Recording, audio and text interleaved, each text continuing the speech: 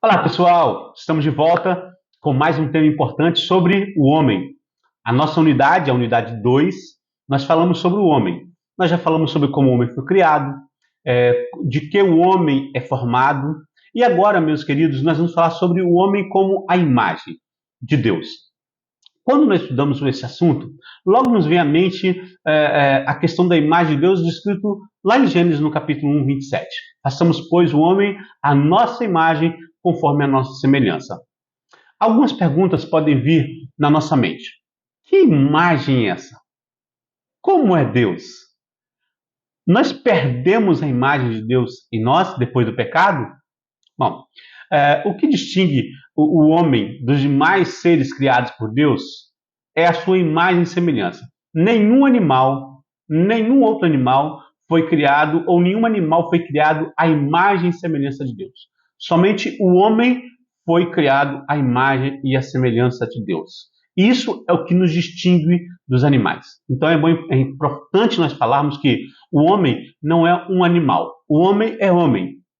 Animal é animal. Então, Deus ele criou o homem à sua imagem, conforme a sua semelhança. E aí, quando nós falamos dessa imagem de Deus, a Bíblia deixa claro que o homem foi criado dessa forma. Gênesis 1, 26, 27, Gênesis 9, 6, 1 Coríntios 11, 7, Tiago 3, 9. Quando nós olhamos a teologia reformada, ela afirma que a imagem de Deus consiste em algumas coisas. E aí nós pensamos, será que a imagem de Deus, nós fomos criados, será que Deus é igual a gente, já que nós fomos criados à imagem de Deus? Será que Deus tem um corpo como nós? Não, não é isso que a Bíblia fala sobre a imagem de Deus. Deus ele não tem um corpo como a gente. Deus é espírito, tá? Bom, a teologia reformada então afirma que a imagem de Deus consiste em alguns pontos. Primeiro, da alma do homem, isto é, das qualidades de simplicidade, espiritualidade, invisibilidade e imortalidade. Então a nossa alma, ela é simples, ela é espiritual, ela é invisível, ela é imortal, assim como a alma de Deus. Segundo lugar, dos poderes ou faculdades psíquicas do homem, como ser racional e moral, a saber, o intelecto e a vontade com as suas funções. Somente o homem tem essa capacidade racional e moral, ou seja, de emitir valores. Por exemplo,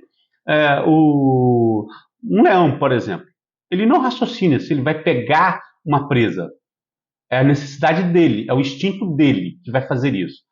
E o leão, ele também não, ele coloca um valor moral. Ah, eu vou comer esse animal. Ah, não vou comer porque tadinho, é tão pequenininho, é tão inocente. Não, os animais não têm esses valores morais. Somente nós, seres humanos, temos essa valoração moral. Ainda mais, da integridade moral e intelectual da natureza do homem, que se revela no verdadeiro conhecimento, justiça e santidade. Ou seja, somente o homem ele pode ter esse verdadeiro conhecimento, a justiça de Deus e a santidade, não plena como Deus, mas a santidade.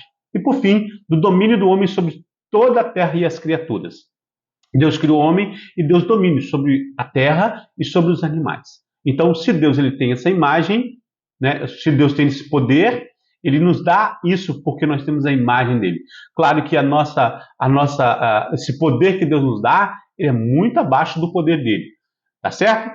Então isso é a imagem de Deus. Podemos então ver que a imagem de Deus no homem não quer dizer que o homem é como o Deus, tá? Ou que Deus é igual ao homem. O que a Bíblia diz acerca da imagem de Deus é que nós temos atributos de Deus em nossas vidas. São qualidades espirituais, tá, que Deus coloca em nossas vidas. Quando nós falamos dessa imagem de Deus, nós podemos pensar, bom, o homem foi criado à imagem de Deus, mas o homem pecou. Como fica essa questão? Será que o homem ainda é a imagem de Deus? Sim, nós podemos dizer que o homem é a imagem de Deus ou continua tendo a imagem de Deus, mesmo com o pecado. O que aconteceu é que essa imagem ela foi nublada, ela foi borrada. Hoje nós não podemos ser o que Adão era. Não, por causa do pecado. O pecado ele limita em nós todas essas qualidades que Deus passa para nós. Por exemplo, nós deveríamos ser muito mais santos, mas nós somos pecadores, então nós não conseguimos ser tão santos como Adão ele era, ou tão sem pecado como Adão era.